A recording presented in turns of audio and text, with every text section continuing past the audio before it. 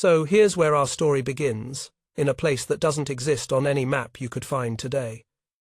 The people of the Bent Cedar lived in what they called the Valley of the Three Rivers, and honestly, they had a pretty good thing going. 8 generations before the catastrophe we're building toward. That's roughly 200 years, if you're keeping track. These folks had figured out a system that worked, and I want to emphasize that it worked. For 8 generations, their traditional building methods kept people alive through winter after winter. This isn't a story about stupid ancestors who didn't know what they were doing. These were smart, capable people who had developed sophisticated construction techniques that successfully protected their families for 2 centuries. Remember that, because it matters. The longhouses themselves were architectural achievements, even if they'd eventually prove inadequate. The first ancestors, EATA, the original builders whose names had been lost to time, EATA, established what the people considered sacred proportions. Walls exactly 7 body lengths long, roof peaks precisely half that height, support beams spaced at arm's width intervals. Now, we'd call these engineering specifications, but they called them cosmic truths. The longhouse wasn't just shelter, it mirrored the universe itself. The roof represented the Sky Father, the floor represented the Earth Mother, and the central hearth embodied the sun's eternal fire. Pretty poetic, right? But here's the thing. Whether you call them cosmic truths or engineering specs, they worked for the conditions these people faced. Now let's talk about who could build these structures, because this is where things get complicated in ways that'll become really important later. Only men could build. Full stop. This wasn't presented as cruelty or oppression. It was cosmic balance. Masculine energy, strong and rigid like oak, provided structural integrity. Women held equally sacred roles, blessing the hearthstones, weaving the sleeping mats, preparing ceremonial foods, separate but equal, right? Except knowledge wasn't equally distributed. 3 master builder families, descendants of those first vision dreamers, controlled construction knowledge like warriors guarded weapons. This was intellectual property before that term existed. Master builder Ahmik, eldest of the Stone Tree clan, could name 43 specific prayers required during beam placement. 43. His son would inherit these secrets. His son's son after him. The knowledge flowed only through approved bloodlines. Let me paint you a picture of what this valley looked like in its prime. 68 longhouses sheltered 230 souls across 7 interconnected clans. Each autumn, when leaves turned to flame across the hillsides, building parties would raise new structures. Men sang work songs passed down through countless generations as they notched beams and lashed joints. Women prepared feasts that turned construction into celebration. Children learned their places early, boys watching beam raising with hungry eyes, girls grinding acorn flour while stealing glances at the mysterious adult world of building. Chief Takoda led the council of 12 warriors. This guy was legit, 43 winters old, bearing 17 battle scars, had killed 2 bears with obsidian-tipped spears. His word shaped valley life. But even he, this accomplished warrior and leader, bowed to the master builders in matters of construction. That tells you something about how specialized and protected this knowledge was. The system worked beautifully, roles clear as river water, authority unchallenged, survival assured through proven methods. For 8 generations, these traditional longhouses weathered what everyone considered normal winters. Snow came and melted, ice formed and thawed. The people endured. But here's where it gets interesting, and a little scary. The climate was changing. Not in some abstract future sense, but right then, incrementally, year after year, and almost nobody noticed. Almost nobody. Old grandmother Amma had seen 79 winters. Let that sink in for a second. In a society where most people died in their 50s or 60s, she was ancient. And she noticed things. Each winter arrived earlier than the last. Each spring came later. Snow fell heavier. Cold bit deeper. She remembered fragments of stories from her grandmother's time, tales of a winter that devoured the world, a storm that buried entire valleys, a cold that turned mighty warriors into ice statues. The elders had survived that ancient catastrophe, she recalled, but barely. And here's the kicker. Most of those old survival techniques had been forgotten. 8 generations of comfortable, predictable winters had made the people complacent. Why maintain emergency knowledge when emergencies never happen? This is a pattern you'll see throughout history. By the way, societies that experience long periods of stability often lose the hard-won knowledge that helped their ancestors survive hard times. It's not stupidity, it's human nature. Why waste mental energy remembering how to survive a catastrophe that last happened 200 years ago? But Amma remembered the stories, even if nobody wanted to listen. Into this world, on a night when strange green lights danced across the northern sky and owls called in patterns that made shamans uneasy, a daughter was born. Her parents, Hunter Napaya and Weaver Lamasi, named her Kiona, Brown Hills, a name suggesting earth and stability. Stability was not her destiny. Young Kiona proved strange from her earliest memories. And I don't mean, oh, she's quirky strange. I mean genuinely unsettling to the adults around her. While other girls learned traditional women's crafts with patient attention, her eyes wandered constantly to the world beyond the work. She watched everything with this intense focus. How pine branches bent under snow while oak branches snapped. How wind swirled around different structure shapes. How ice formed in patterns that seemed to follow invisible rules. Her mother, Lamasi, noticed the odd questions. Why do walls always stand straight? What makes roofs collapse? Could different shapes hold more weight? These weren't normal questions for a young girl to ask. Actually, they weren't questions anyone was supposed to ask. The answers existed in the master builder's protected knowledge, and that knowledge belonged to men, passed father to son through specific bloodlines. A 10-year-old girl asking structural engineering questions? That was weird. By her 10th winter, Kiona had developed a reputation for peculiarity. She could weave baskets with adequate skill, but her fingers worked automatically while her mind lived elsewhere. She ground acorns without complaint, but her gaze tracked the angle of falling snow. Other girls giggled about boys and future marriages. Kiona sketched impossible structures in riverside mud, curves where tradition demanded straight lines, angles that violated sacred proportions. Her younger brother Takara, just 8 winters old, discovered these secret drawings and felt torn between mockery and fascination. The designs looked wrong, but something in them whispered of hidden rightness. Okay, so now we're at the autumn of Kiona's 14th winter, and this is where the warning signs start becoming impossible to ignore. A storm struck harder and earlier than any in living memory. 3 longhouses sustained damage, requiring extensive repairs before deep winter arrived. The Builders Guild, essentially Master Builder Armik and his trained sons, declared the structures had simply aged poorly. Their solution? Rebuild them using identical traditional methods. Replace damaged beams with fresh timber in the exact same positions. Problem solved, right? Kiona watched this repair work with growing horror. She was only 14, so she couldn't say anything. 14-year-old girls had exactly 0 voice in council decisions, but her mind screamed warnings. The weakness wasn't age, but design. Traditional straight walls and steep roofs couldn't shed the increasing snow loads. The same problems would return, magnified. Nobody wanted to hear that. Nobody could hear it, really.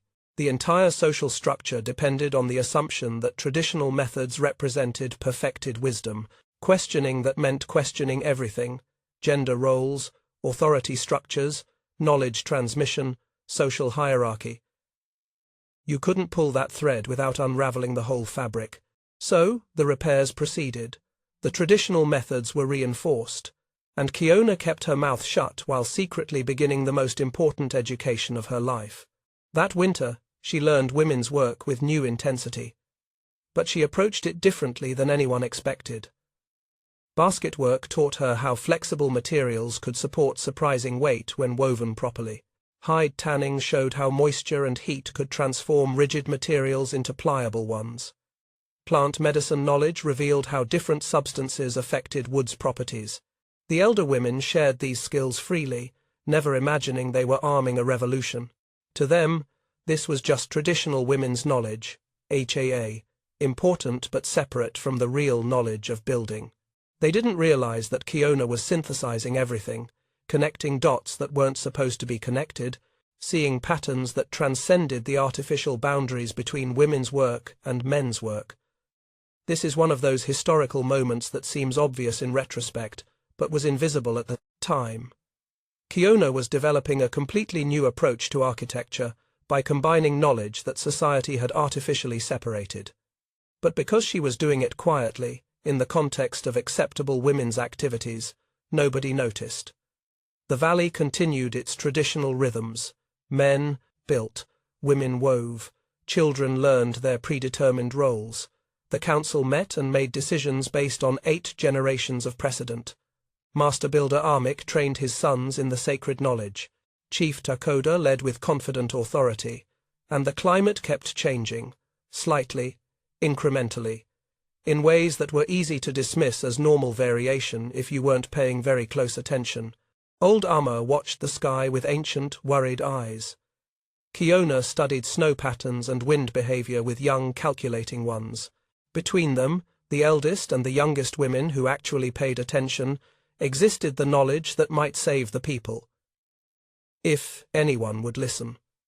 If pride didn't blind the powerful, if tradition didn't trump survival. Those were very big ifs. The stage was set. The warnings had been given and ignored. The catalyst, a strange young woman who saw the world differently, was growing into her gifts. And somewhere in the north, beyond the mountains where weather was born, a catastrophic storm was gathering strength. But we're not there yet. First, Kiona has to grow up, challenge everything the people believe about who can build and why, and construct something that every expert will declare impossible. That's where we're headed next. To the moment when a young woman stands before a council of warriors and requests permission to do the unthinkable. Chapter 2. Eyes that saw tomorrow. So Kiona reaches 15 winters, what we'd call her passage into womanhood. And this should have been the moment when her life path got locked in. Marriage prospects, household establishment, settling into the role society had prepared for her. Instead, her oddness only intensified. Here's the thing about Kiona at 15. She wasn't unattractive by the valley's standards. Strong features, capable hands, adequate dowry potential through her father's respectable standing as a hunter. Young men should have been lining up. And a few tried, I'll give them credit for that. But conversations with Kiona felt wrong. Not in an obvious way you could point to, but in this subtle, unsettling way that made young warriors uncomfortable. She asked questions that shouldn't be asked, like, a young man would try the traditional courtship approach, ATA, maybe complimenting her weaving or talking about the longhouse he'd inherit someday. And Kiona would respond with something like, why do you think straight walls are stronger than curved ones? Or, have you noticed how snow slides off different roof angles? These weren't flirty questions. These were structural engineering questions. In a society where courtship followed very specific scripts, Kiona was speaking a completely different language.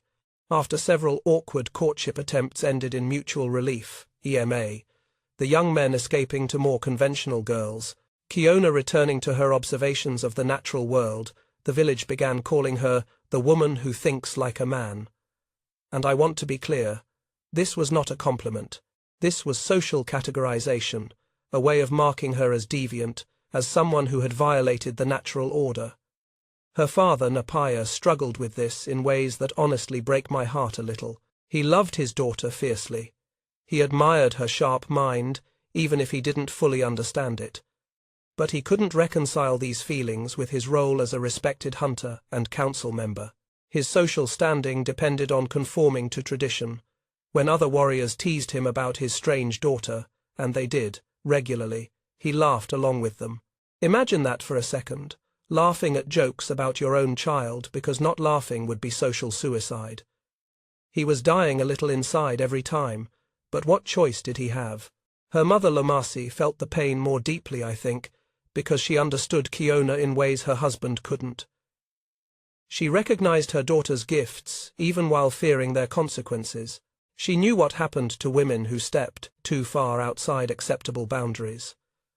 Late at night, when no one else could see, Lamasi quietly taught Kiona advanced weaving techniques that few knew. Women's knowledge passed only to the most skilled. She couldn't bless her daughter's path openly. That would have been social and probably literal suicide. But she could arm her with tools. Sometimes that's all a mother can do. Now, here's where the story gets interesting, because Kiona found unexpected allies. Not among the young or middle-aged. Those people were too invested in the system, too worried about their standing. No, she found allies among the eldest women, those past 60 winters who had outlived husbands and earned certain freedoms through age. There's this pattern throughout history where the very old and very young sometimes form alliances against the middle generation. The old have survived long enough to see through social conventions. The young haven't been fully indoctrinated yet. Together, they can challenge things the middle generation takes for granted. Old Amma, remember her? 79 winters, the woman who'd noticed the climate changing, became Kiona's quiet mentor. And Amma knew things. She remembered fragments of old knowledge that the Builders Guild claimed had been lost, but which women had simply kept quietly among themselves. This is crucial to understand. Women didn't lose this knowledge. It was taken from them, or more accurately, declared irrelevant and masculine. But women kept teaching each other anyway, in private, in ways that didn't threaten male authority. They maintained this parallel knowledge tradition for generations. Amma taught Kiona how to identify the strongest timber by reading bark patterns, how to judge wood flexibility by watching how branches moved in wind, how to predict weather changes by watching smoke rise. These weren't magical arts. This was careful observation accumulated over lifetimes. And this is what makes Kiona special, by the way.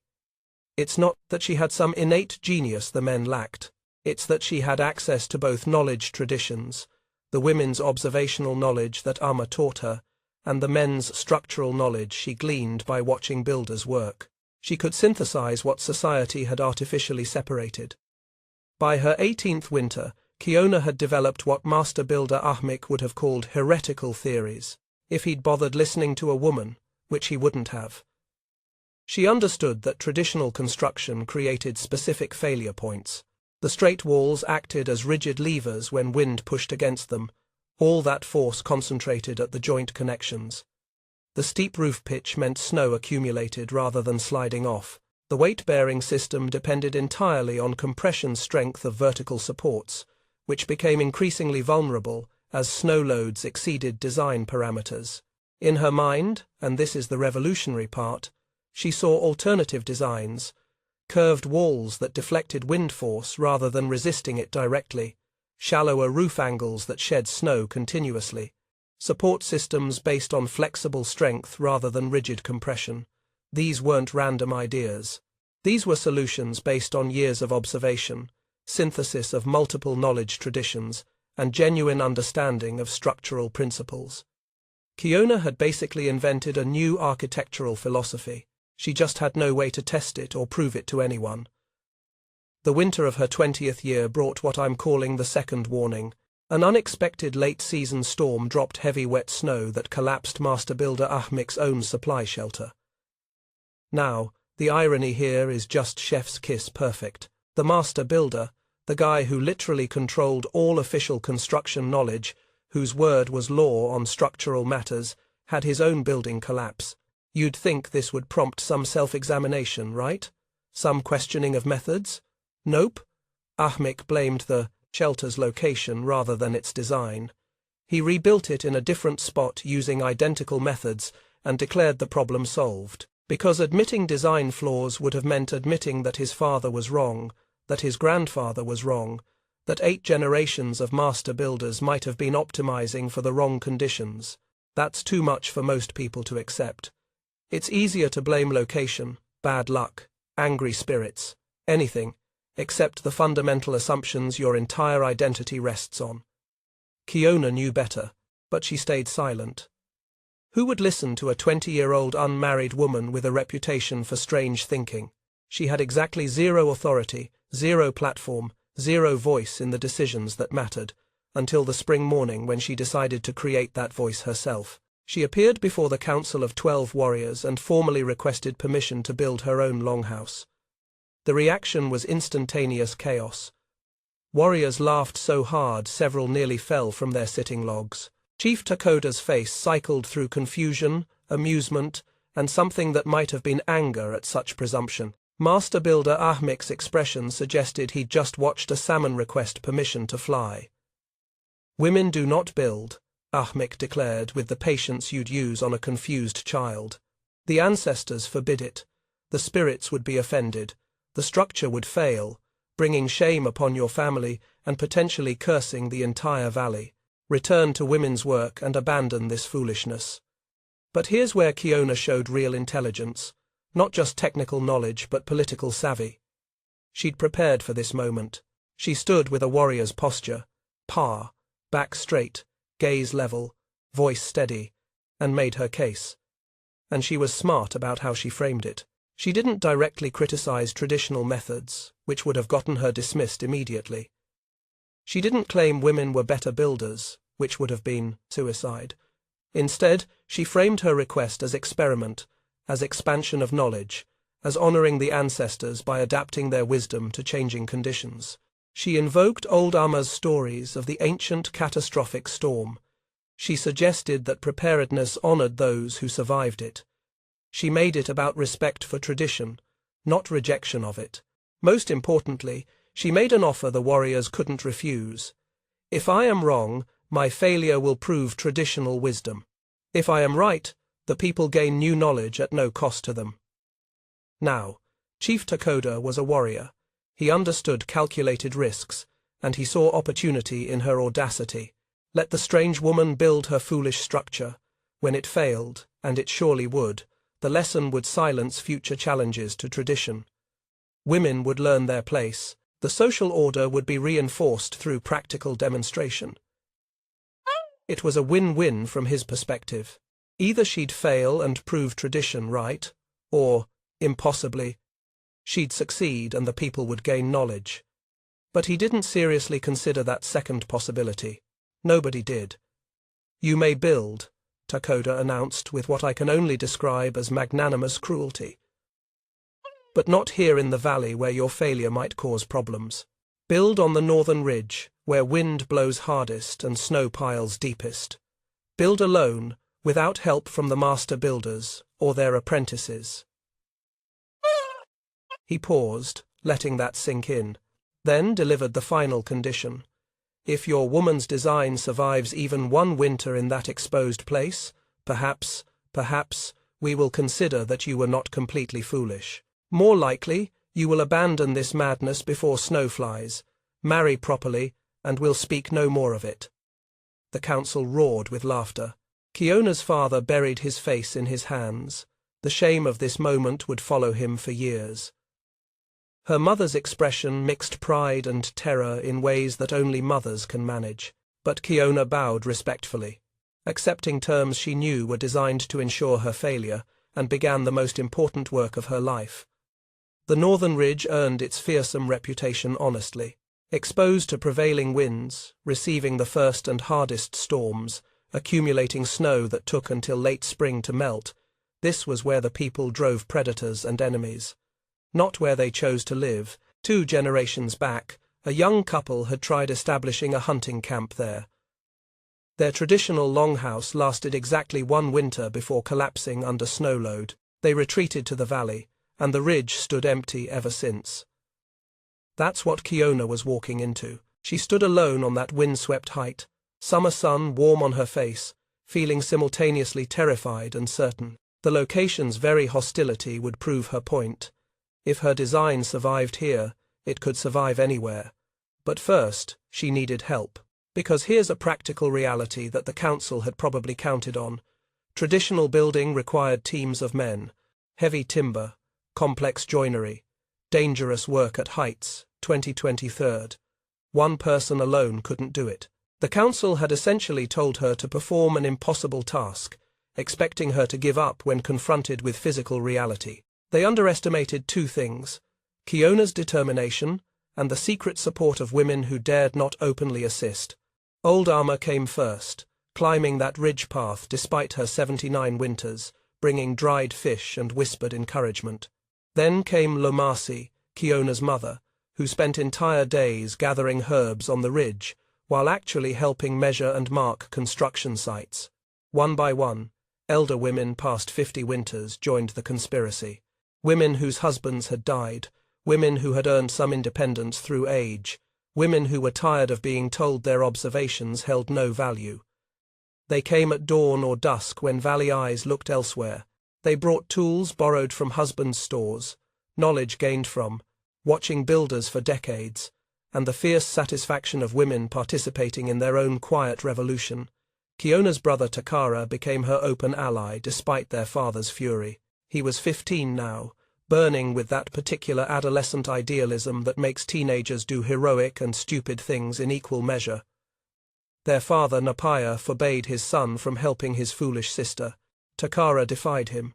First time in his life he challenged paternal authority. The rift between father and son ran deep. Napaya felt his world crumbling. Doan, strange daughter shaming the family, rebellious son defying him, other hunters offering pitying glances. He couldn't stop them without creating an even greater scene, without admitting he'd lost control of his own household. So he simply stopped speaking to either child. That silence wounded them all. The actual construction revealed Kiona's genius through details that seemed insignificant until they mattered. She selected timber differently than tradition demanded, not the straightest logs but those with slight natural curves, wood that had grown bending toward sunlight.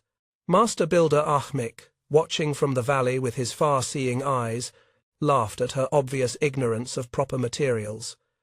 She built fire-breathing pits and filled them with water-soaked wood, creating steam chambers where she slowly bent, supporting beams into curves that made traditionalists shake their heads.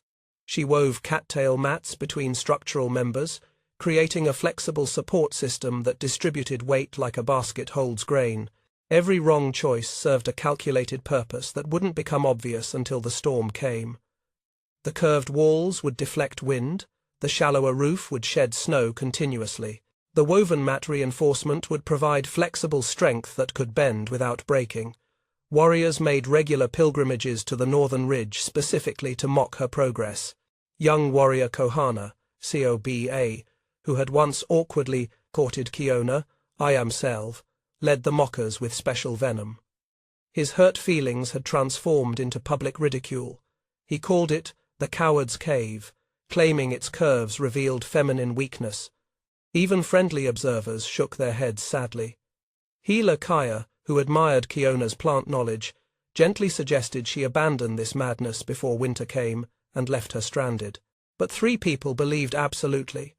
Old Armor studied the strange structure with ancient eyes and nodded with satisfaction.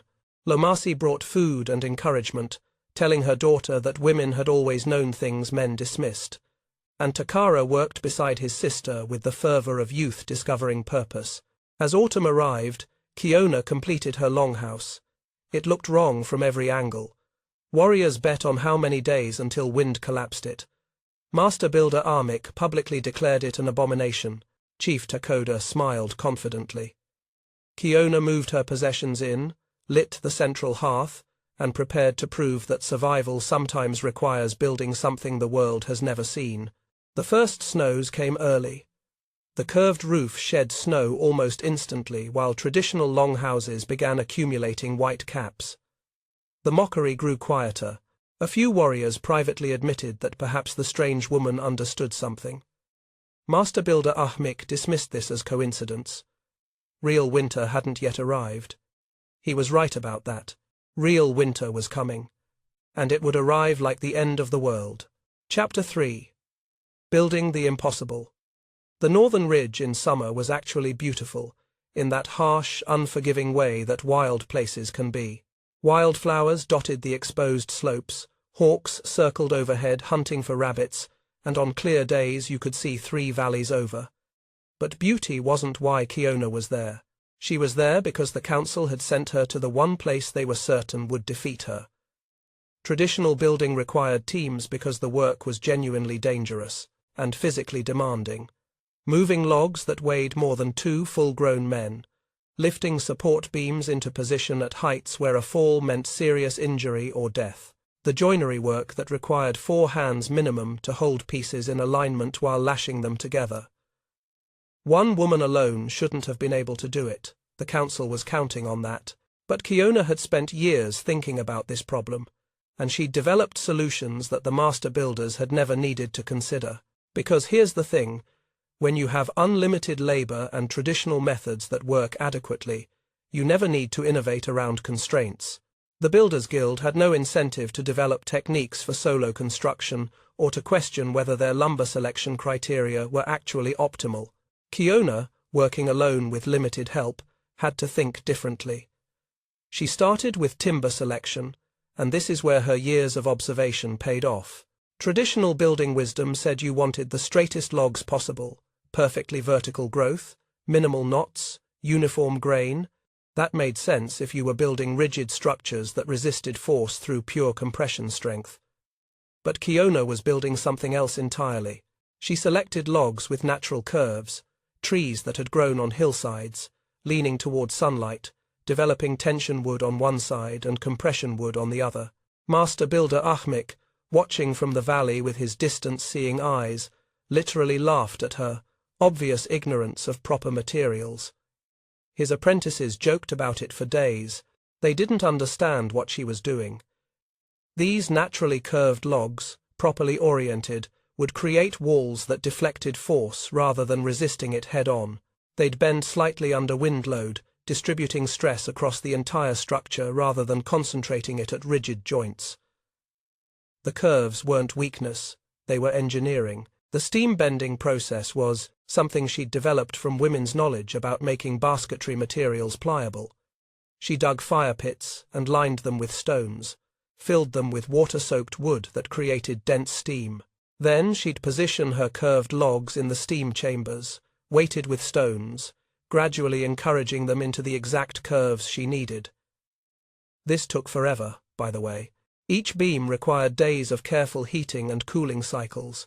Traditional building was faster because they just used logs as they came, but speed wasn't Kiona's priority. Getting the curves exactly right was.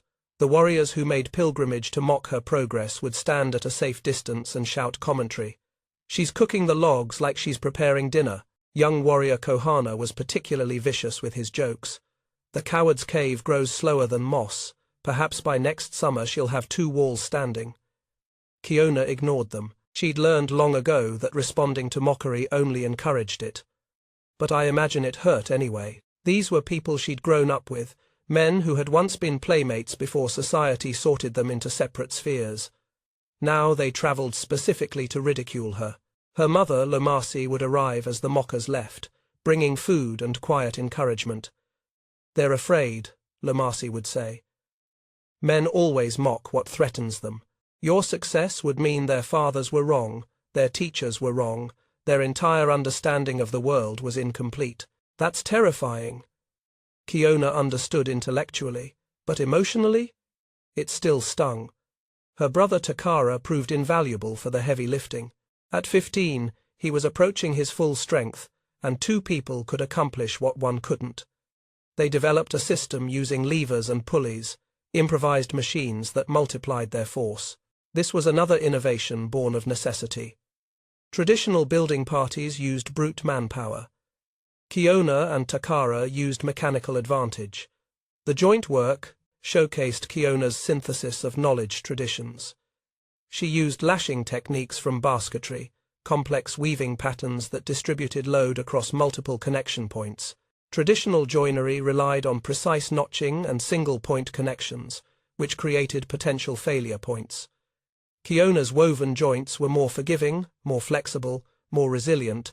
Master builder Talus, Ahmik's middle son, examined her lashing work from a distance one day and declared loudly that it violated sacred proportions and would fail within days. "She's built a giant basket, not a house." he announced to the warriors accompanying him. "The first strong wind will scatter it like leaves." 3 of the elder women helping Kiona that day had to physically restrain her from responding.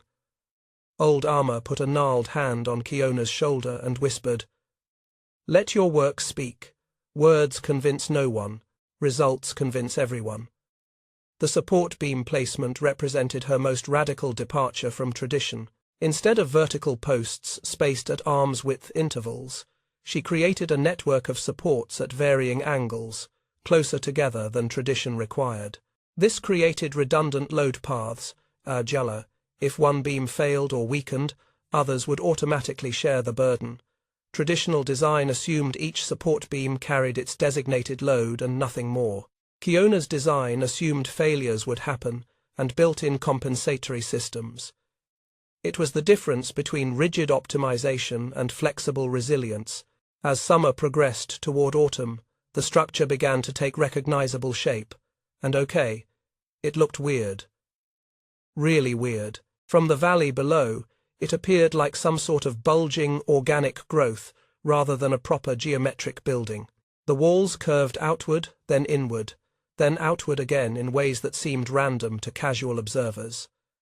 They weren't random. Each curve served specific aerodynamic purposes that Kiona had deduced from watching how wind moved around natural features. The initial outward bulge would catch wind and redirect it upward.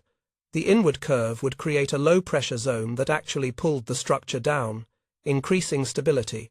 The final outward curve would shed the redirected wind smoothly away. She'd basically invented principles of fluid dynamics through observation and experimentation, without any theoretical framework or mathematical models. Just years of watching how air moved and thinking carefully about what she saw. The roof presented her biggest challenge because traditional steep pitches were so deeply embedded in the culture's architectural understanding.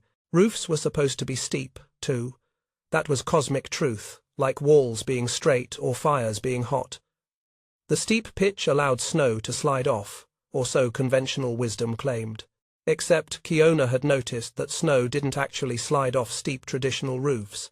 It accumulated, building up until it reached critical mass, then occasionally avalanched off in dangerous chunks. The steep angle created friction that held snow in place until weight overcame that friction catastrophically. Her shallower roof angle, nometer, maybe 30 degrees instead of the traditional 60, would allow snow to slide continuously as it fell. Small amounts shedding constantly rather than large amounts occasionally. It was counterintuitive, which is why nobody had tried it before. The smoke hole placement followed traditional guidelines because some traditions existed for good reasons. Generations of trial and error had determined optimal smoke evacuation, and Kiona saw no reason to reinvent that particular wheel. Innovation didn't mean rejecting everything. It meant questioning which elements served essential functions and which were merely customary. By the harvest moon, the structure was complete. Kiona stood inside her curved longhouse, looking up at the woven matte ceiling reinforcement, running her hands along the smooth curved walls, feeling the solid stability of the floor beneath her feet. It looked wrong by every traditional standard, but she knew, with the certainty that comes from years of observation and careful thought, that it was right for the conditions they actually faced. The betting in the valley focused on how quickly it would fail. Some warriors gave it days. Optimists suggested it might last until the first heavy snow. Nobody except the handful of believers thought it would survive the winter. Chief Takoda made a public pronouncement. "We shall observe this experiment with interest. When the foolish woman's structure fails, as the ancestors' wisdom assures us it must, she will return to proper women's work with new appreciation for the boundary between cosmic roles, or she will freeze on that ridge through her own stubborn pride. Either way, the lesson will be learned." Healer Kaya visited Kiona one final time before winter closed the path. She brought medical supplies and advice about frostbite treatment. "I don't want you to die proving your point," Kaya said gently. "When the structure fails, and Kiona, I believe it will fail because I've watched buildings my entire life. Promise me you'll come down to the valley immediately. Pride isn't worth your life." Kiona hugged the older woman with genuine affection. "I promise. If I'm wrong, I'll admit it and come down before I freeze. But Kaya? I'm not wrong. Old Amma's final visit came on a golden afternoon when the air tasted of approaching snow. The ancient woman climbed that steep path one more time, her breathing labored but her eyes bright with determination. She walked through Kiona's completed structure, touching the curved walls with reverent fingers, testing the woven joints with gentle pressure, studying the roof angle with an engineer's assessing gaze. My grandmother told me stories, Amma said finally, her voice soft with memory. Stories from before her grandmother's time. A winter that buried the world for 3 days and 3 nights. The survivors spoke of one elder who built differently, who saw truth when others saw only tradition. She turned to face Kiona, ancient eyes meeting young ones. I think the spirits sent those stories forward through time so you would know, you're not the first. Women have always seen things men missed, known things men dismissed. You're simply the latest in a line that stretches back beyond memory. If such a storm comes, Kiona asked, will this be enough? Will it actually survive? Amma smiled, an expression mixing hope and uncertainty. Nobody knows, child. That's what makes this terrifying and necessary. But I'll tell you this. You've thought more carefully about building in the last 2 years than the Master Builders Guild has thought in the last 2 generations. If anyone can survive what's coming, it's you. The first snows arrived exactly when old Amma had predicted, watching the geese fly south in confused, ragged formations. Light snow at first, barely covering the ground. The valley watched Kiona's longhouse with anticipation bordering on hunger. Many people genuinely wanted her to fail, not from cruelty, but from desperate need to believe their world made sense. The curved roof shed snow almost instantly. The slight accumulation simply slid off in continuous small slides rather than building up. Traditional longhouses in the valley began accumulating white caps. The difference was subtle but noticeable. Master Builder Ahmik dismissed this as coincidence and early season conditions. Wait until real snow comes, he announced. Wait until wind truly tests that curved weakness, then we'll see what women's building is worth. By midwinter, though, even skeptics started noticing patterns. Snow on valley longhouses grew concerning, deeper than in previous years at this stage. 2 structures required men to climb up and shovel roofs clear, dangerous work in icy conditions that caused one near-fatal fall. Kiona's curved roof remained nearly bare, snow sliding off continuously, exactly as designed. The mockery from the valley grew quieter. Not silent, pride and tradition die hard, but softer. A few warriors privately admitted that perhaps the strange woman understood something about snow behavior. Young warrior Kohana stopped making pilgrimages to shout insults. His wife Ayita later said he'd grown uncomfortable watching Kiona's design work while knowing he'd mocked it so viciously. He'd invested his ego in her failure, and her success was forcing uncomfortable self-examination. But most people still believed that real winter would vindicate tradition. The severe test hadn't come yet. When it did, the strange curved building would fail, traditional wisdom would be proven, and the social order would be restored. Master Builder Ahmik held firm to this belief. He had to. His entire identity, his family legacy, his life's work, rested on the assumption that 8 generations of master builders had been correct. Kiona's success threatened everything he was. Up on the northern ridge, Kiona made final preparations that went beyond normal winter readiness. She stockpiled firewood, 100, far more than traditional calculations suggested necessary. She stored food for herself and potential guests, though she couldn't explain why she felt compelled to prepare for visitors. She wove additional sleeping mats. She reinforced her door covering with triple layers of hide.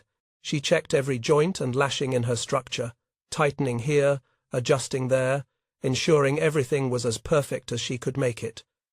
She couldn't explain her urgency, even to herself. She simply knew, with bone-deep certainty that defied rational explanation, that something terrible approached. The animal behavior supported this intuition. Deer vanishing early, squirrels hoarding frantically, bears hibernating weeks ahead of schedule. The shamans performed divinations, reading smoke patterns and animal entrails. Shaman Heartier brought troubling visions to the council, life and death tangled together, safety and danger occupying the same space. Chief Takoda interpreted these through traditional frameworks. Contradictory omens meant the spirits tested them. Strong preparation using proven methods would see them through. That night, the temperature dropped sharply. By morning, ice covered everything, glittering like broken glass. The wind shifted to the north and began to blow with steady, cold determination. By afternoon, the first snowflakes fell. Not the usual lazy drift, but purposeful, almost aggressive. Kiona stood outside her curved longhouse, watching the northern sky where weather was born. She saw colours she'd never witnessed, strange green-grey hues that made her stomach clench with instinctive fear. The great blizzard was beginning. Everything she'd built, everything she'd sacrificed, everything she believed about how structures should work, all of it was about to be tested against nature's full fury. She went inside, added wood to her fire, and waited for the storm that would either vindicate her wisdom or kill her through her own stubborn pride. In the valley below, families gathered in their traditional longhouses, confident in 8 generations of proven methods, unaware that those methods had been optimized for conditions that no longer existed. The storm would teach them that lesson. Whether they survived to learn from it depended entirely on whether they'd listened to the strange woman on the ridge. Chapter 4. Whispers Before the Storm. The signs appeared to those who watched for them, invisible to those confident in their preparations. This is a pattern you'll see throughout history. Catastrophes are rarely complete surprises. The warnings are there. People just choose not to see them because seeing would require uncomfortable changes. Old Amma sat by her fire, bones aching with a pain she hadn't felt in decades. She searched her memory for matching sensations, reaching back through 79 winters of accumulated experience. She'd felt this once before, in her 7th winter, the year her grandmother had called the hungry cold. That winter had killed 20 souls and nearly broken the people. Children starved because food stores ran out. Adults froze when traditional shelters proved inadequate. The survivors spoke of it in hushed tones for years afterward, treating it as an aberration, a punishment from offended spirits, a thing that couldn't happen again. But what if it could? What if climate operated in cycles longer than individual memory? What if 8 generations of relatively mild winters had simply been an interlude between catastrophes? Amma couldn't articulate these thoughts with scientific precision. TSC. She didn't have that framework. But she felt the truth in her aching bones, remembered it in fragments of stories passed grandmother to granddaughter across decades. The animal behavior troubled the experienced hunters first, because hunters lived or died by understanding animal patterns. Deer vanished from their usual winter ranges weeks earlier than normal migration patterns suggested. Not gradually drifting south as temperature dropped, but fleeing in sudden herds as if escaping predators. Squirrels hoarded acorns with frantic intensity, gathering more than any hunter had seen in decades. One elder hunter counted 17 caches belonging to a single squirrel family, unprecedented, excessive, suggesting the animals knew something humans didn't. Bears entered hibernation in the 9th moon rather than the 10th, a full month early. Bears don't make mistakes about hibernation timing. Its instinct refined over countless generations. When bears hibernate early, smart humans pay attention. Small birds that usually overwintered in the valley disappeared completely. The cheerful sparrows that normally pecked around longhouses for dropped grain, gone. The hardy juncos that weathered normal winters fled south in confused flocks. Even domestic dogs grew restless and strange, whining without apparent cause, refusing to settle, acting like they sensed approaching danger. The shamans performed traditional divinations because that's what shamans did when people got nervous. Shaman Heartier, who had trained for 23 years and successfully predicted weather patterns for 17, studied his results with growing unease. The smoke patterns showed contradiction, swirling in 2 directions simultaneously, suggesting forces in opposition. The animal entrails revealed similar confusion. Organs that should have shown clear signs appeared ambiguous. The dreams sent by the spirit world spoke of danger and safety, occupying the same space, death and survival intertwined. He brought these troubling visions to the council, laying out his concerns with the careful language shamans used when delivering unwelcome news. The spirits speak in riddles. This often precedes great changes. We should consider additional preparations. Chief Takoda listened respectfully. You didn't dismiss a shaman's interpretations lightly, but he filtered the message through his worldview, his understanding of how the world worked. Contradictory omens simply meant the spirits tested them. The solution wasn't radical change, but stricter adherence to proven methods. Strong preparation using traditional approaches would see them through, as it always had. This is such a human pattern, by the way. When faced with warnings that threaten our worldview, we interpret them in ways that reinforce rather than challenge our beliefs. Takoda wasn't stupid or evil. He was doing exactly what most leaders would do, filtering new information through existing frameworks. The council voted to increase traditional preparations, extra firewood, more dried meat, additional maintenance on existing structures using proven techniques. They were preparing hard, just preparing for the wrong thing. They were optimizing for a harsh but manageable winter, not for a civilization-ending catastrophe. Kiona climbed the northern ridge every dawn, studying the sky where weather was born. She saw things she couldn't name, strange green-grey hues in sunrise clouds that made her stomach clench, sunset reds that looked almost purple, stars that seemed to flicker with unusual intensity on clear nights. The wind tasted different, metallic, sharp, like the air itself had transformed into something alien. When she mentioned these observations to healer Kaya during one of the healer's visits, the older woman grew unusually quiet. She'd been taught that such signs preceded the hungry cold of her great-grandmother's time, though she'd always dismissed those teachings as superstition designed to frighten children. Now she wasn't so sure. The old stories speak of a winter that came without warning, Kaya said slowly, choosing words carefully. A winter when the sky changed colors, when stars flickered, when the air itself felt wrong. They say it killed half the people before the spring thaw. Do you believe those stories? Kiona asked. Kaya hesitated. I believe that our ancestors weren't fools. If they remembered something so specifically, across so many generations, perhaps it happened. Perhaps it could happen again. But believing privately and acting publicly were different things. Kaya returned to the valley and said nothing at council meetings. What could she say?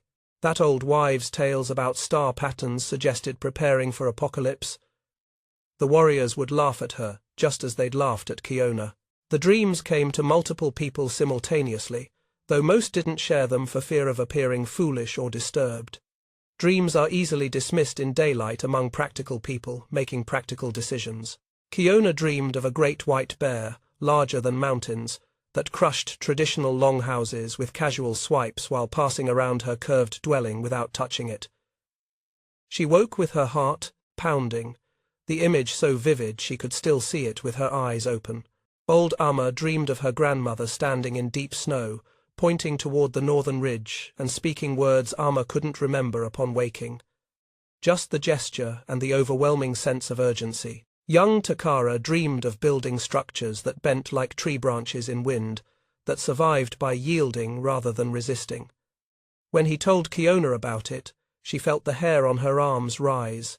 The spirits were speaking, if anyone would listen. Even Chief Takoda experienced disturbing visions. Ta, his great longhouse buried under white silence, his warrior strength meaning nothing against an enemy that couldn't be fought. He woke troubled, performed the traditional cleansing rituals, and dismissed it as anxiety about leadership responsibilities. But collective dreams, multiple people dreaming similar themes simultaneously, that's a thing shamans are supposed to recognize as significant. Shaman Honyahaka noticed the pattern when various people mentioned their nightmares. He brought it to council attention, suggesting these might be spirit warnings. Dreams reflect our fears, Chief Takoda responded. People are anxious about winter, so they dream of snow and danger. This is natural. We address it through confidence in our preparations, not by spreading panic based on nightmares. the council agreed. Dreams were not evidence. Feelings were not facts. Traditional preparation methods had worked for 8 generations. They would work again. Master builder Ahmik hosted a feast celebrating another successful building season. 17 structures had been raised or repaired under his guild's supervision, all following the sacred proportions and approved techniques. He gave a speech praising traditional wisdom and obliquely mocking those foolish enough to think they could improve on ancestral knowledge. Everyone understood he meant Kiona, though he never named her. The speech got enthusiastic response. Warriors laughed and agreed. Their longhouses stood strong, built by master craftsmen using methods refined across generations. They were ready for whatever winter brought. The feast was lavish, the kind of celebration communities throw when they're confident about their future. Venison roasted over open fires. Acorn cakes sweetened with berry preserves. The young men performed traditional warrior dances. Young women sang the harvest songs. Children ran wild with the freedom of those who don't yet understand that the world can change catastrophically overnight. Looking back, there's something heartbreaking about that feast. All those people, so confident, so certain in their preparations, so invested in traditional methods, celebrating their readiness for a test they didn't understand was coming. Up on the northern ridge, Kiona didn't celebrate. She made final preparations that weren't traditional at all. She stockpiled firewood, not the traditional careful calculation of what one person would need, but massive quantities that seemed excessive. Her storage shed overflowed with split logs.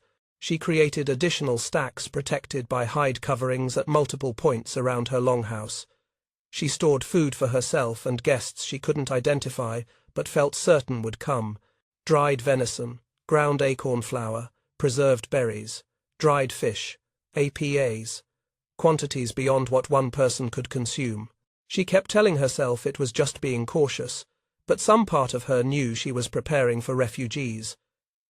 She wove additional sleeping mats, far more than one person needed.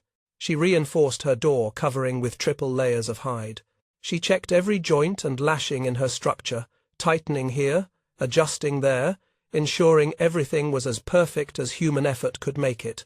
She couldn't explain her urgency, even to herself. She simply knew, with certainty that defied rational explanation, that something terrible approached. Her hands moved with purpose, while her mind screamed warnings she couldn't articulate.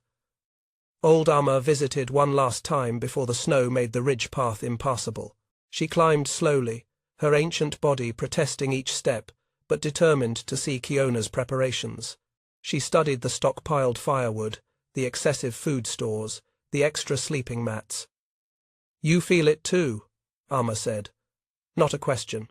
A statement of recognition. "I don't know what I feel," Kiona admitted. "Just that it's not enough. Nothing feels like enough." Amma nodded slowly. "My grandmother told me stories of a winter that came before her grandmother's time. A winter that buried the world for 3 days and 3 nights. A winter that killed the unprepared and tested even the wise." How did they survive? The stories say they survived because one elder refused to follow tradition. She built differently, prepared differently, thought differently. The warriors mocked her. Amma paused, touching Kiona's curved wall with reverent fingers. Then the White Death came, and her wisdom saved those who had scorned her. Kiona felt tears burning in her eyes. What if I'm wrong?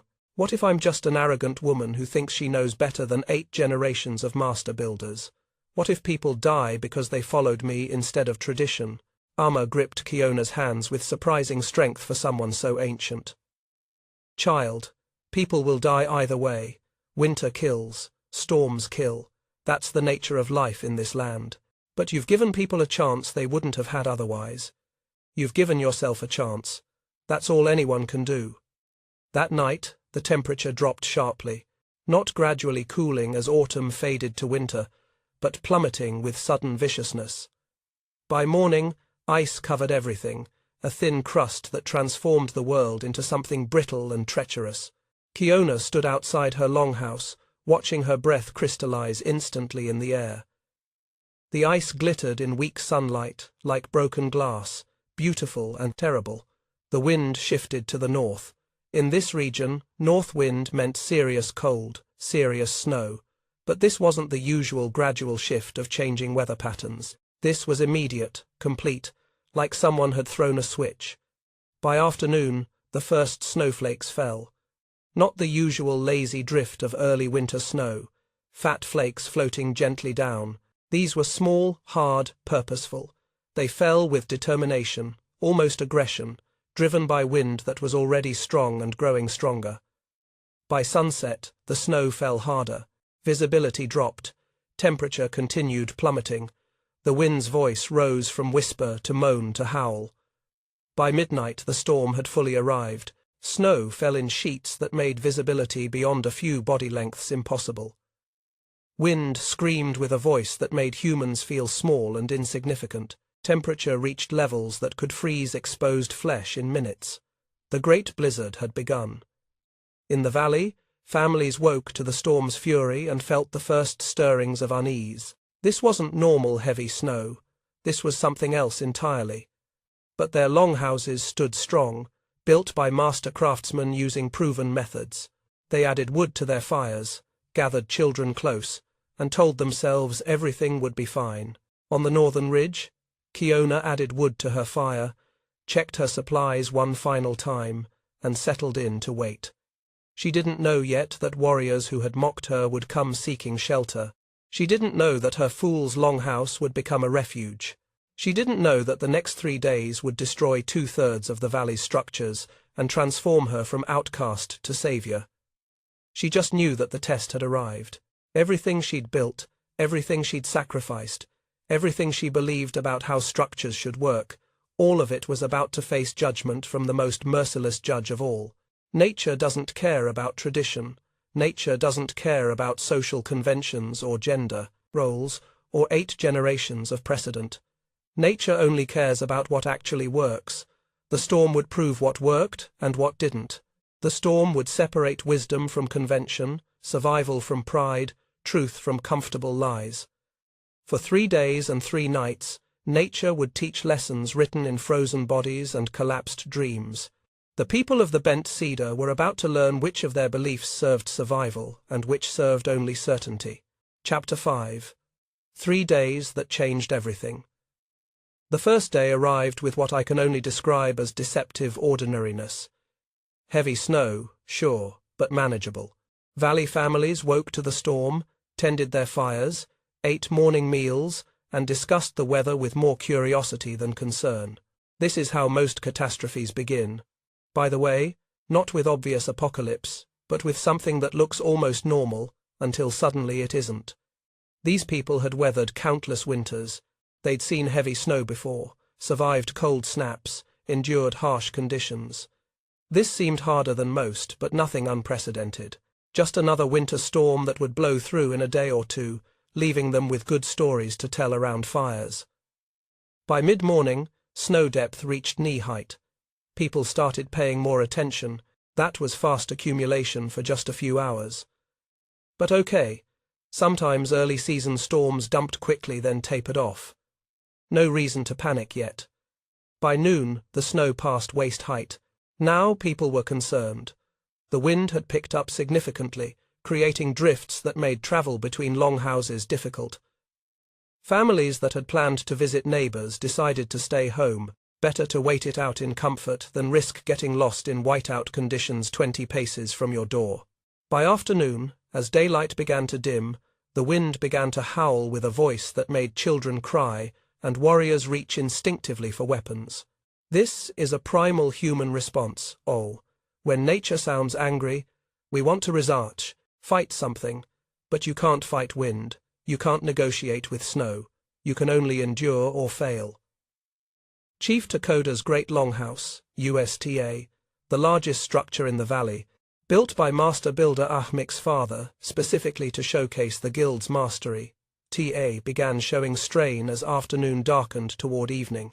That traditional steep roof, which everyone agreed was perfect for shedding snow, was accumulating weight faster than it could shed. The physics here are important to understand. A 60-degree roof pitch creates significant friction between snow and surface. Snow doesn't slide off continuously, it builds up until it reaches critical mass, then avalanches. But in a storm dumping snow this fast, that critical mass arrives quickly and repeatedly. Each avalanche is followed by new accumulation. The roof never gets a chance to fully clear. Chief Takoda noticed the central support beam, the massive log that carried the roof's peak weight, beginning to groan. Just subtle sounds at first, barely audible over the storm, but unmistakable to anyone who knew what structural stress sounded like. He ordered women and children to the edges of the longhouse, away from the center where the roof peak carried maximum load. He maintained his warrior composure, speaking calmly, projecting confidence. But privately, he watched that central beam with growing dread. If it failed, the entire roof would cascade down. Everyone inside could be crushed. Master builder Ahmik's own home faced similar stress. His wife, Halona, noticed the subtle downward sag of the roofline. She'd lived in this structure for 23 years, knew every beam and joint intimately. She could see the change, feel the wrong tension in the air. She said nothing. Questioning her husband's construction would be unthinkable, both socially inappropriate and pointless. The house was already built. Either it would hold or it wouldn't. She simply moved their children's sleeping area closer to the door, preparing an escape route without explicitly acknowledging why. Up on the northern ridge, Kiona's curved longhouse faced the storm's full fury. The ridge took the worst of everything: strongest winds, heaviest snow, coldest temperatures. This was why the council had sent her there.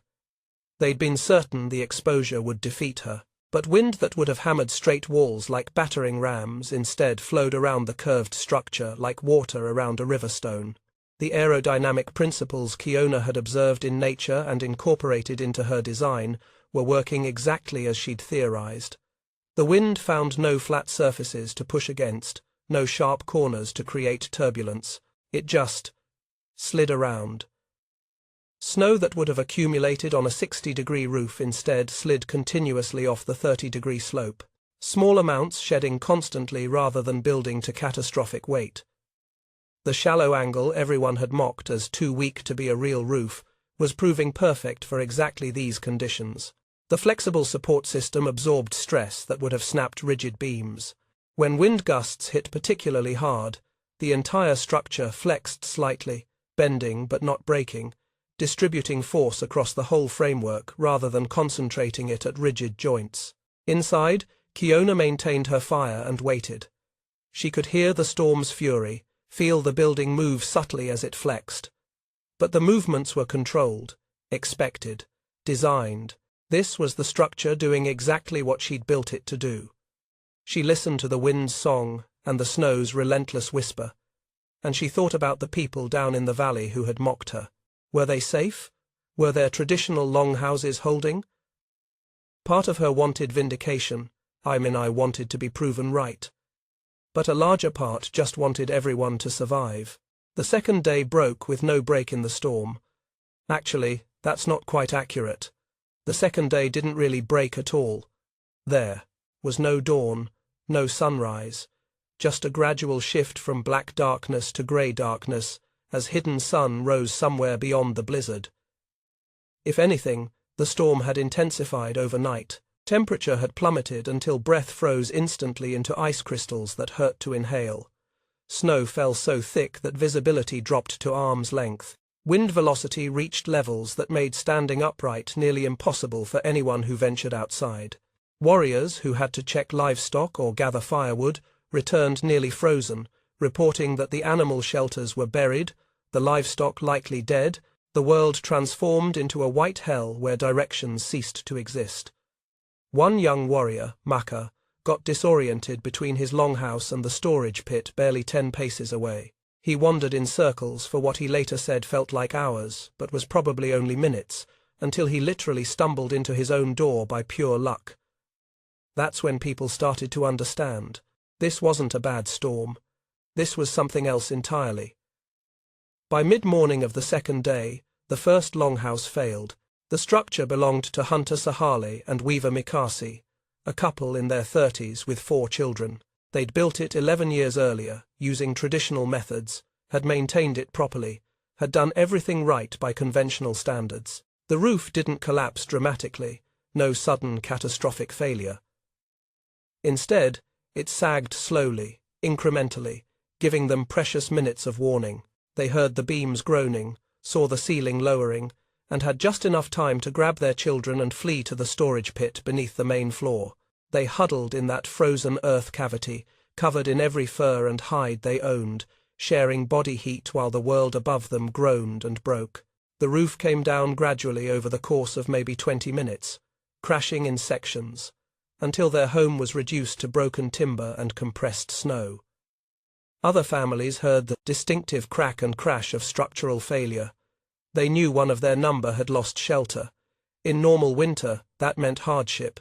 In this storm, that could mean death. The failure started a cascading psychological crisis. If one traditional longhouse could collapse, any might. Every family began looking at their own structures with new suspicion. People started noticing things they'd ignored before. That slight sag in the roofline, that small crack in a support beam, those creaking sounds that had always been there but now seemed ominous. Some families began improvised reinforcement. They used storage baskets, sleeping platforms, anything solid to prop up sagging beams. It was desperate, improvised engineering that probably helped in some cases, but created new problems in others. When you start adding random supports without understanding load distribution, sometimes you make things worse. Other families prepared emergency bundles, AIA, essential supplies they could grab if forced to flee suddenly. But flee where? In whiteout conditions with temperatures that could freeze exposed flesh in minutes. Leaving shelter was almost certain death. They were trapped, watching their own roofs with the awful knowledge that the only thing keeping them alive might kill them. The second roof failed at noon. This belonged to young warrior Kohana and his new wife Aita, married just 2 moons earlier. They'd moved into a longhouse built 15 years prior by master builder Talus, using textbook traditional methods. Everything by the book, everything according to sacred proportions. The couple was young, strong, confident. Kohana had mocked Kiona's curved design most viciously, calling it the work of a coward who couldn't build properly. He'd led the pilgrimages to the northern ridge specifically to shout insults. He'd invested significant ego in her failure. Now his own roof was collapsing while he and Aita struggled to gather essential supplies. A falling beam caught Kohana's shoulder, glancing blow, not enough to break bone, but enough to leave him injured and utterly ashamed. His coward's cave mockery echoed in his mind as his own properly built traditional structure failed around him. The couple faced an impossible choice: remain in the wrecked structure and almost certainly freeze to death, or attempt the ridge path in blizzard conditions to reach the only intact shelter they knew, Kiona's Fool's Longhouse. Pride warred with survival instinct. Kohana, injured and humiliated, wanted to seek any other option. But there was no other option. Most valley longhouses were showing dangerous stress. The few that seemed stable were already overcrowded with refugees from failed structures. The northern ridge was their only real chance. Aita made the decision for both of them. "We go now," she commanded, wrapping her injured husband in every hide they owned, "or we die proud and frozen.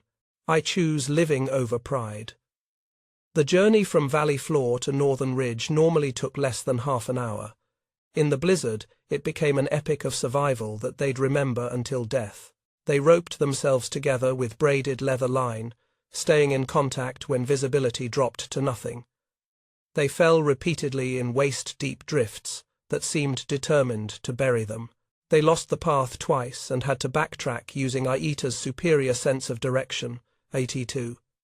She'd gathered herbs on these slopes her entire life, knew them in ways Kohana didn't. They nearly turned back when halfway up, convinced they would die on the exposed slope. But Aita pushed forward with determination born of desperation. Her husband was injured. The valley offered only death. The ridge offered at least a chance.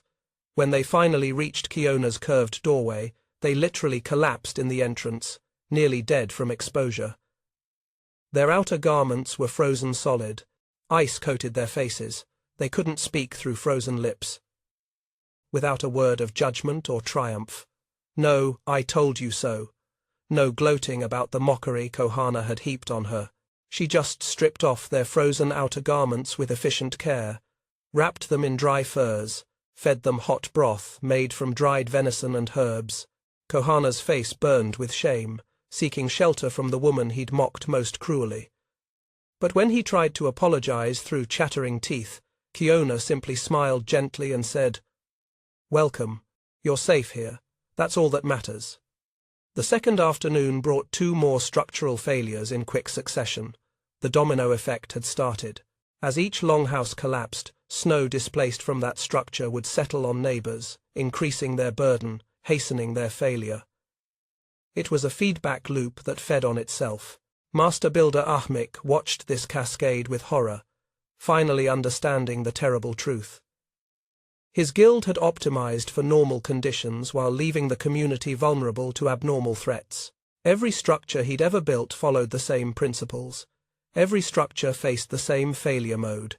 The entire valley stood on the brink of catastrophe, and it was because of methods he'd defended, taught, and insisted were sacred. Chief Takoda made the hardest decision of his leadership.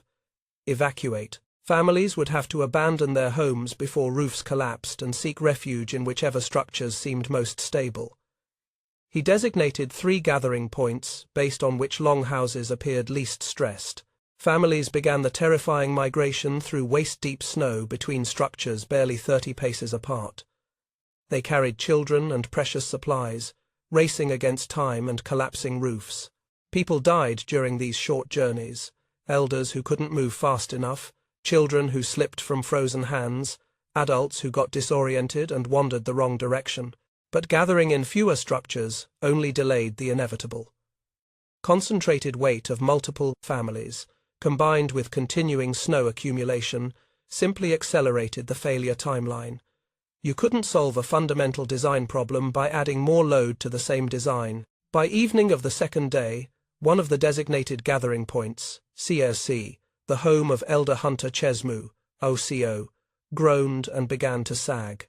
The families inside, already traumatized from evacuating their own homes, scrambled out in panic.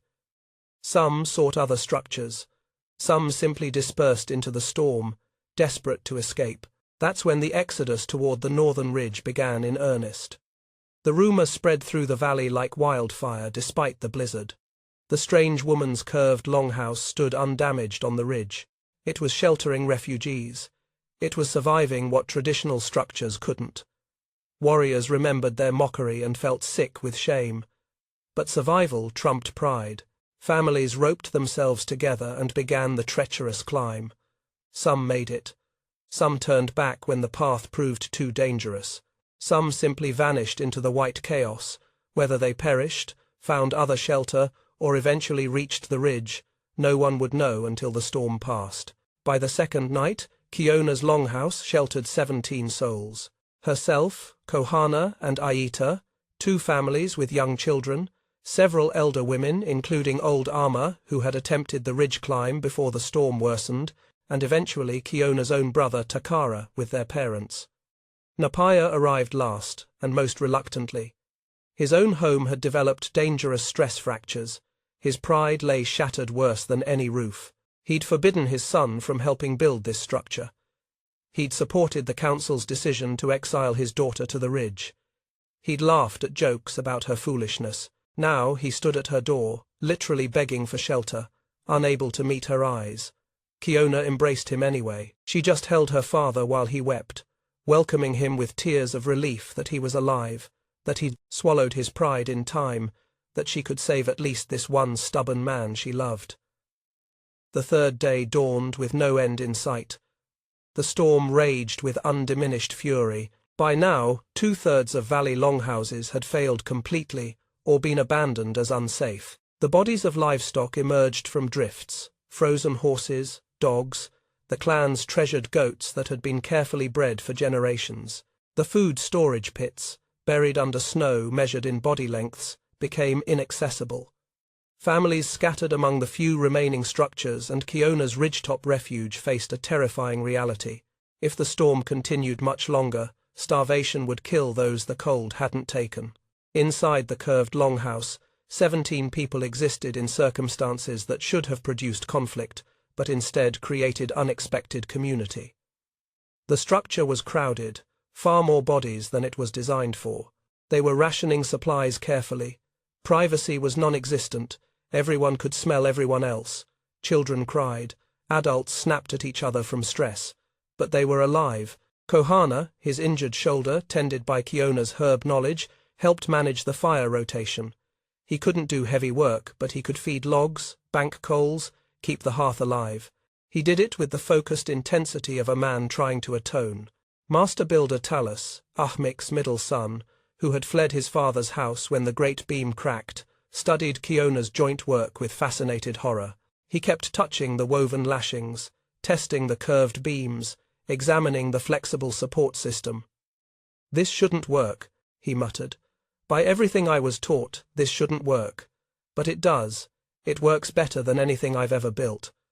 Old armor told stories to frightened children, tales of ancient survival and the resilience of the people, stories of how their ancestors had endured worse and emerged stronger. Her ancient voice, cracked and worn, somehow soothed terror in a way younger voices couldn't. Lamasi and other women prepared meals from pooled supplies, making meager resources stretch. They ground acorn flour, soaked dried meat until it was soft enough to chew, rationed berries like they were precious stones. The women's traditional skills in resource management were literally keeping everyone alive, and Kiona moved among them all, no longer the outcast, no longer the strange woman, simply the leader whose wisdom had saved them. People asked her questions about the structure, about her design principles, about how she'd known this would work. She answered patiently, teaching anyone who wanted to learn. The third afternoon brought the storm's climax. Wind reached velocities that made even the curved walls shudder. Snow accumulated faster than the shallow roof could shed it completely. For the first time, Kiona's design showed real strain. She watched the support beams with careful eyes. They bent more than they had before. The woven mat system showed stress. Accumulating snow on the roof pressed down with weight that approached the design limits. But the redundancy she'd built into the structure meant there was no single failure point. When one beam bent too far, others automatically took more load. When one section of woven reinforcement showed maximum stress, adjacent sections compensated. The system flexed and adjusted and held. Barely. In the valley, the final great collapse occurred. Chief Takoda's magnificent longhouse, Esete, the pride of the people, the showcase of master builder Ahmik's family legacy, the symbol of traditional authority and proven methods, Esete, gave way at last. The central beam, supporting more weight than any design could handle indefinitely, cracked with a sound like thunder. Warriors inside said later, it sounded like the world breaking. The entire roof cascaded inward, sending snow and debris crashing down in a wave of destruction. The chief and his family, who had moved to the storage pit when collapse seemed imminent, survived physically. They emerged to find their home, the symbol of everything they believed about how society should work, reduced to broken timber and buried dreams. The third night arrived with the storm still raging. 17 souls in Kiona's longhouse. Unknown numbers scattered in the few remaining valley structures. Unknown numbers dead, ISL, from exposure, from collapsing structures, from getting lost in whiteout conditions, from injuries sustained during evacuation. But somewhere after midnight, those with sharp ears noticed a change. The wind's voice shifted tone, dropped pitch slightly. The snow's intensity decreased fractionally. These were subtle changes, easy to miss. But to people who'd been listening to the storm for 3 days straight, the difference was unmistakable. By dawn of the 4th day, the storm began to break. The snow stopped falling first. Then the wind decreased. By mid-morning, clouds started to thin. By afternoon, the sun emerged, weak and distant, but unmistakable. A pale disk in a pale sky, the most beautiful thing anyone had seen in their entire lives. The survivors emerged into a transformed world. Snow deeper than 2 standing men buried much of the valley. 17 of 23 longhouses had collapsed or sustained catastrophic damage. The 6 structures that remained intact showed stress fractures and dangerous weaknesses. Nobody trusted them. The body count climbed as people searched collapsed structures. 47 souls, some from exposure when structures failed, some from injuries during collapse, some from cold when separated from shelter, some from the desperate evacuations between failing buildings. 3 council members dead. Master builder Ahmek's wife, Halona, and their youngest daughter, crushed when their home collapsed. 7 children under 10 winters. 23 adults who represented irreplaceable knowledge and skill. The people who had numbered 230 souls now counted just 183 survivors. An entire generation's growth erased in 3 days. But on the northern ridge, visible from the valley like a banner of defiance against nature's fury, Kiona's curved longhouse stood essentially undamaged. Snow had been shed. Walls remained true. The structure that warriors had mocked, that master builder Ahmek had called an abomination, had proven itself the only design that could survive the great blizzard's fury. The Fool's Longhouse had saved everyone within it, and through its example, it would eventually save the entire people. But first, they had to rebuild. Not just structures, but beliefs, traditions, and understanding of how survival sometimes requires the courage to build what the world has never seen. Chapter 6. Rebuilding the People. The immediate aftermath brought chaos tempered by grief. This is the reality of disasters. The storm ends, but the trauma continues. People searched collapsed structures for those who hadn't been accounted for, finding bodies frozen in final embraces. A mother and child holding each other. An elder who'd been too slow to escape. 2 warriors who'd tried to rescue someone and been caught in the collapse. The death count climbed. 47 souls. 3 council members.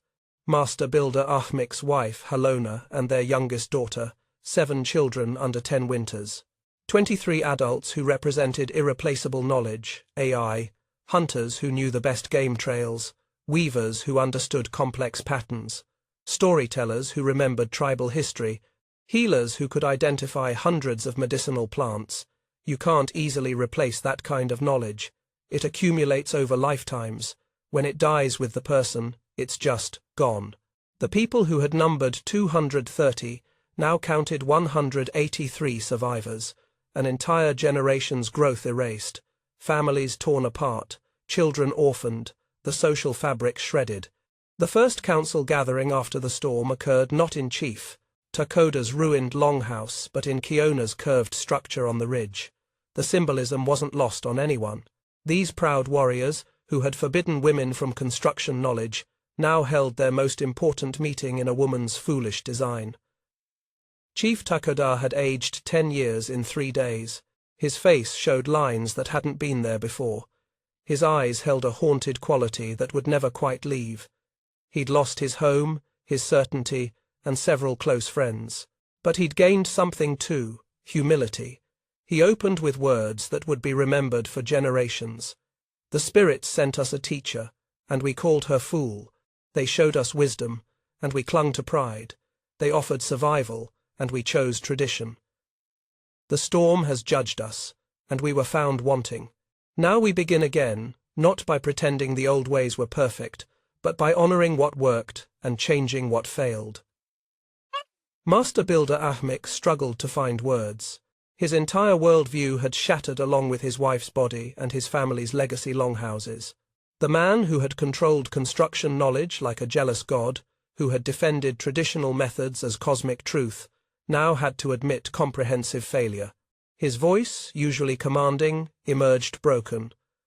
I have built for 37 years using methods my father taught, that his father taught him, stretching back 8 generations.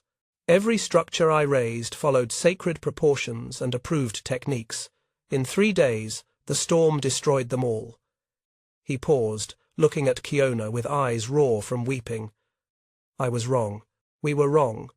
The knowledge I hoarded as family treasure should have been shared, questioned, improved. My pride killed my wife. I will not let it kill anyone else. This is a remarkable moment when you think about it. A man completely dismantling his own authority, admitting fundamental error, surrendering the monopoly his family had held for generations. Some men would have doubled down, found ways to blame the storm or the spirits or bad luck. Ahmik chose truth over comfort.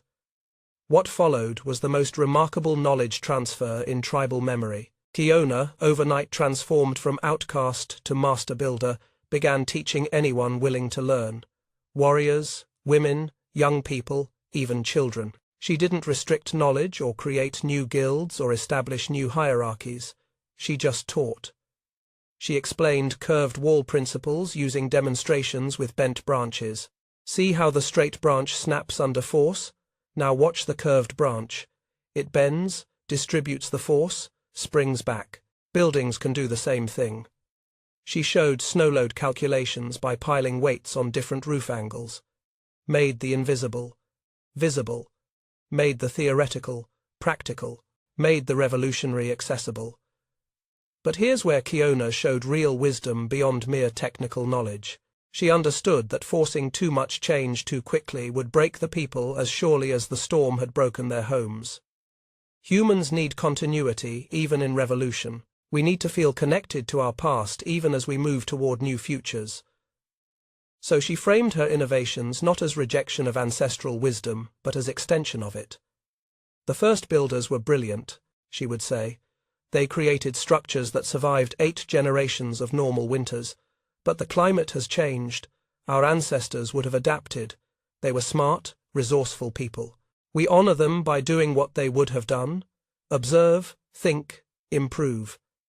This framing mattered enormously. It let people adopt new methods without feeling like they were betraying their heritage. It preserved respect for ancestors while enabling necessary change. The actual reconstruction became a massive communal project that transformed social structures as profoundly as it rebuilt physical ones. Traditional gender divisions softened by necessity. Women worked alongside men in construction parties because they literally didn't have enough men to do it the old way. And guess what?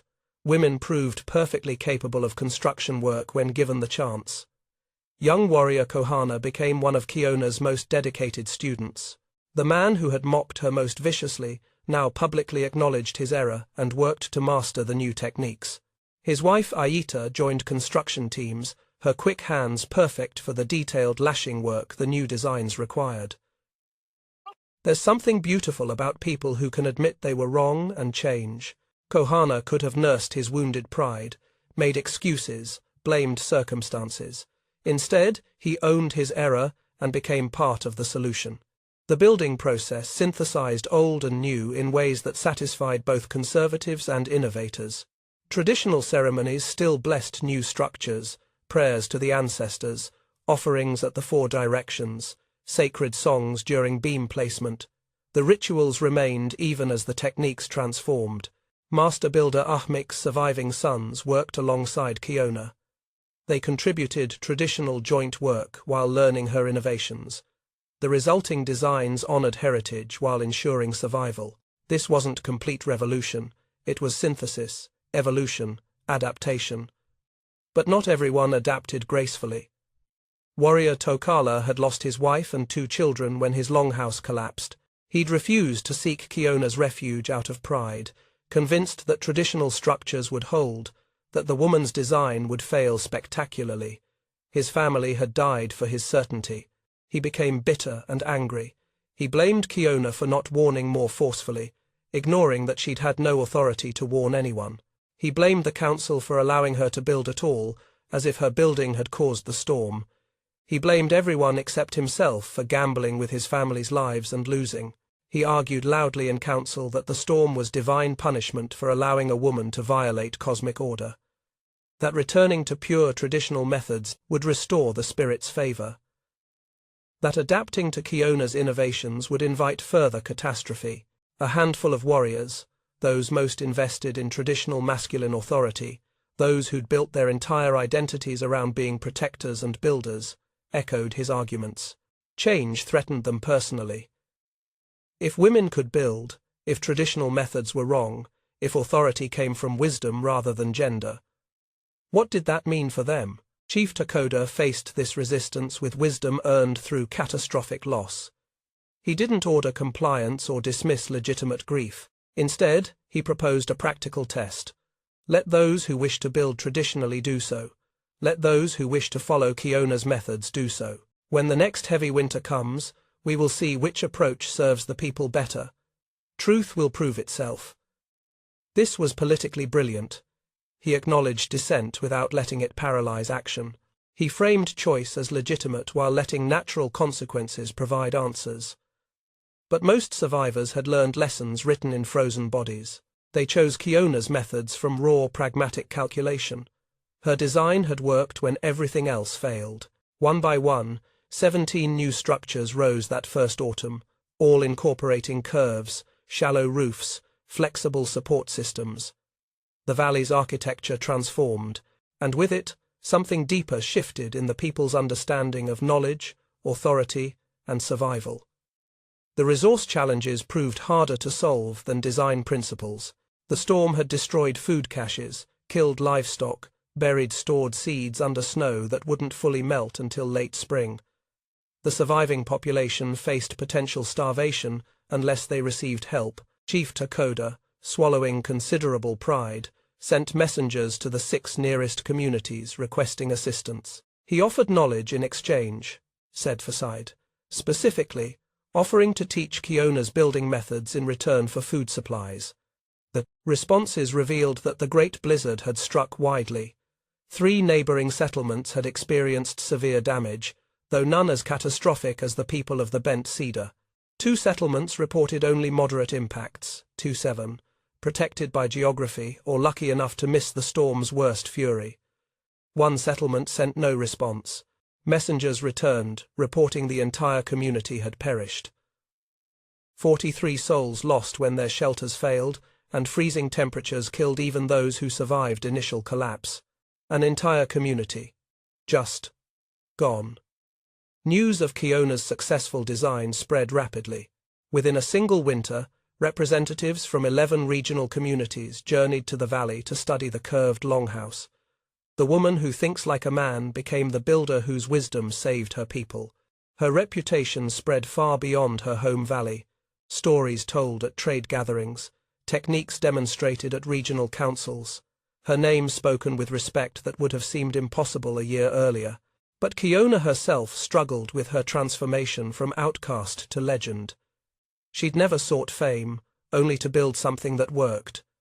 She found the attention exhausting, the expectations overwhelming. People treated her like some kind of prophet or genius. They asked her opinions on everything, not just building. Late nights, she would sit with her mother Lomasi, weeping from the weight of it all. "I didn't want to be special," she whispered. "I just wanted people to listen." Lomasi held her daughter with fierce maternal love. "The spirits use us for their purposes, not ours. You wanted to build a better shelter. They used you to teach the people humility, adaptation, and survival. Your burden is heavy, but your gift has saved lives. That matters more than your comfort." By spring, the valley had stabilized. 17 new structures provided adequate shelter. Food from neighboring settlements prevented starvation. The population remained diminished, 183 souls, where 230 once lived, but stable. The psychological wounds ran deeper than physical ones. Children woke screaming from nightmares of collapsing roofs. Adults flinched at heavy snowfall. The survivors carried trauma that would mark them for life. But they endured. That was their nature and their pride. The most profound change came in how knowledge was held and transmitted. The Builders Guild, which had monopolized construction secrets for 8 generations, formally disbanded. Master Builder Ahmik proposed creating a new system where building knowledge was community property, taught to any who showed aptitude regardless of gender or bloodline. "Knowledge hoarded is knowledge wasted," he declared.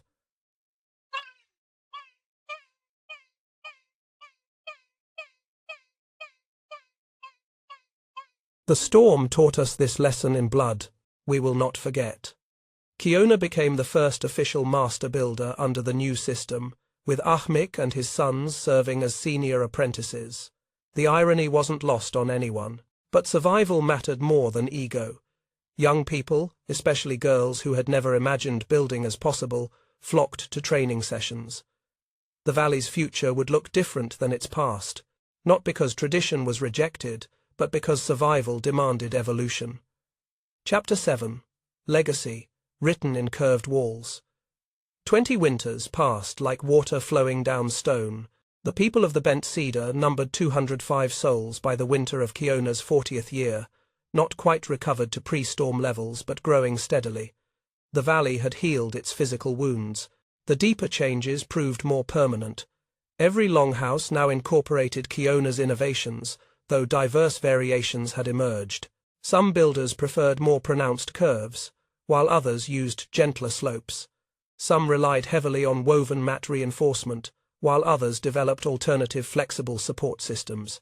The next generation had learned basic principles and then innovated within them. The culture had shifted from rigid adherence to tradition toward understanding of underlying concepts that allowed creative adaptation. This is how real progress happens, by the way, not through complete revolution but through evolution that preserves what works while improving what doesn't. Kiona herself had become something she never imagined, a teacher, leader, and unwilling symbol of cultural transformation. Her hair showed grey now at 40 winters. Her hands bore scars from 3 decades of construction work.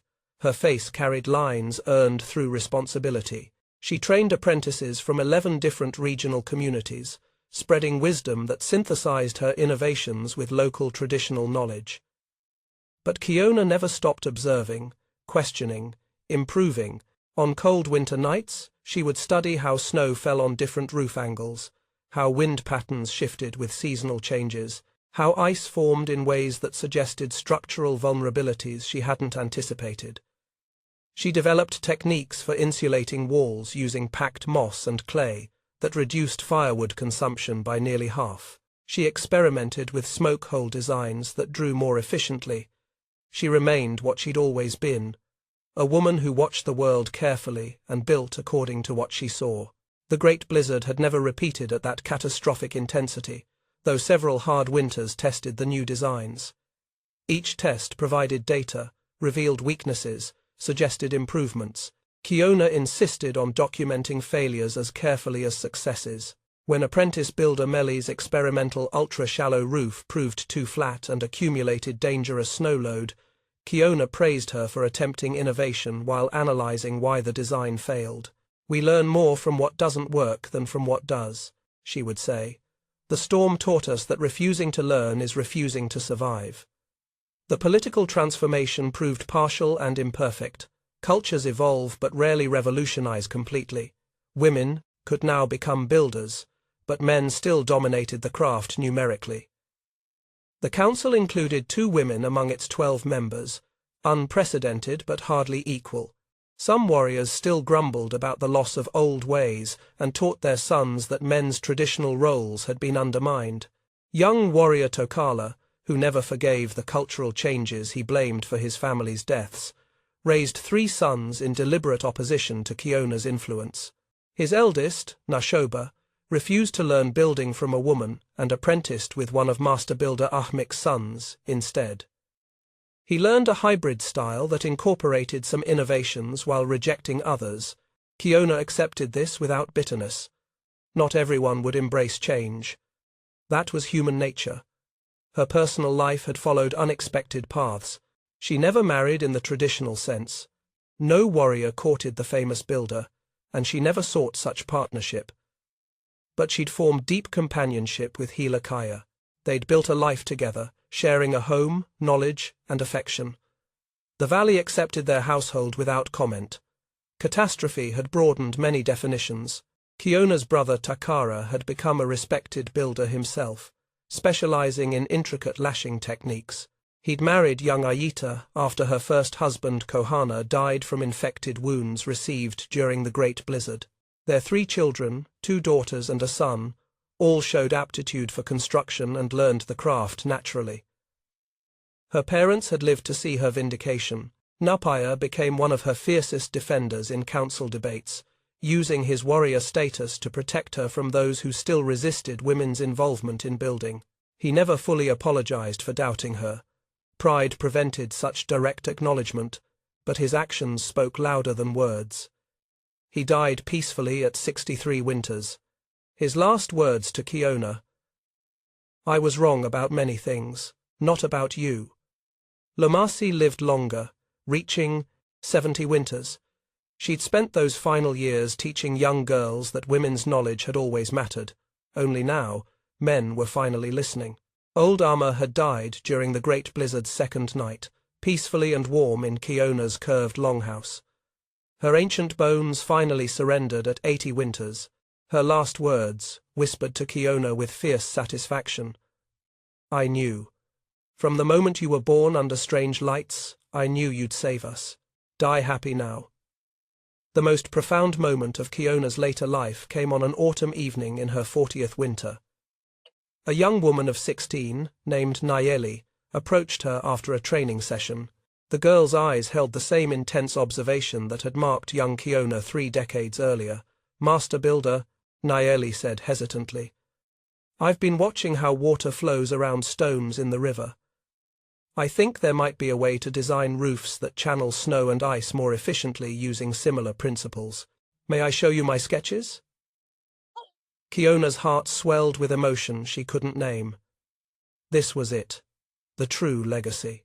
Not her specific designs, but the permission to question, to observe, to imagine improvements. She looked at Nayeli's sketches, saw ideas both brilliant and flawed, and smiled with the joy of a teacher recognizing herself in a student. "Yes," she said simply. "Build it. Test it. Learn from it. That's how we honor the ancestors, by doing what they did, which was adapting to survive." Kiona climbed to the northern ridge where her original curved longhouse still stood, now used as communal meeting space. She sat on the stone outcropping where she'd first surveyed the impossible building site 20 winters earlier. The valley below glowed golden with autumn color. New structures with their distinctive curves dotted the landscape, visible proof that innovation had become tradition, that her desperate gamble had transformed an entire culture's approach to survival. But as she sat, watching the northern sky where weather was born, Kiona noticed troubling signs. The geese flew in confused patterns. The autumn air tasted strange. The color of sunset clouds suggested atmospheric conditions she'd never witnessed. The climate continued changing. New challenges approached, perhaps not the Great Blizzard's catastrophic fury, but different tests requiring different innovations. She thought of young Nayeli with her waterflow sketches, of other apprentices developing their own theories, of the next generation who would face problems she couldn't yet imagine. She'd given them what she could, not perfect solutions, but a way of thinking, a permission to question, a courage to build what wisdom demanded rather than what tradition prescribed. She thought of the warriors who had mocked her fool's longhouse and smiled without bitterness. They'd been products of their culture, defending what they knew, protecting what had kept them safe for generations. They weren't villains but cautious survivors doing their best with the understanding they possessed. The Great Blizzard had killed 47 souls and destroyed 2/3 of the valley's structures, but it had also saved the people by teaching them hard truths before catastrophe became extinction. Sometimes survival requires breaking what seems sacred. Sometimes wisdom comes from those the wise dismiss. Sometimes the fool is the only one seeing clearly. As stars emerged in the darkening sky and cold autumn wind whispered promises of winter, Kiona stood and descended toward the valley. Tomorrow she would teach. The day after, she would build. Eventually, she would die, and others would continue the work. That was the true legacy, not immortality but impact, not fame but function, not her own survival but the survival of the people she loved enough to challenge. The curved walls she'd built would stand long after she was buried. More importantly, the curved thinking she'd taught, flexible, adaptive, willing to question, would shape how her people approached future challenges. The warriors had mocked her fool's longhouse. The blizzard had proven her wisdom. History would remember that the woman who built wrong by tradition's measure built exactly right for survival. That was enough. That was everything.